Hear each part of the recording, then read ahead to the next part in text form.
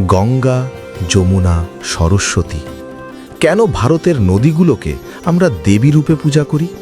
এ কি শুধুই বিশ্বাস, নাকি এর অন্তরালে রয়েছে বিজ্ঞান ও গভীর জীবন দর্শন?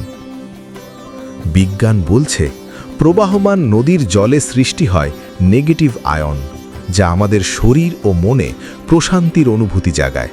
এই কারণেই নদীর ধারে গেলে মন অকারণে শান্ত হয়ে আসে। আধ্যাত্মিক দৃষ্টিতে নদী হল প্রবাহমান চেতনার প্রতীক। নদী কখনো থেমে থাকে না, সে পথ বদলায়, কিন্তু এগিয়ে চলা বন্ধ করে না। মানব জীবনও তেমনই, পরিবর্তনের মধ্য দিয়েই নিজের গন্তব্য খুঁজে নিতে হয়। তাই নদীকে পূজা করা মানে শুধু জলকে নয়, জীবনের অবিরাম প্রবাহকে সম্মান জানানো। আপনার প্রিয় নদীর নাম কি? কমেন্টে লিখুন। এমন চিন্তার যাত্রায় পালস অফ লাইফ 33 এর সঙ্গে থাকুন।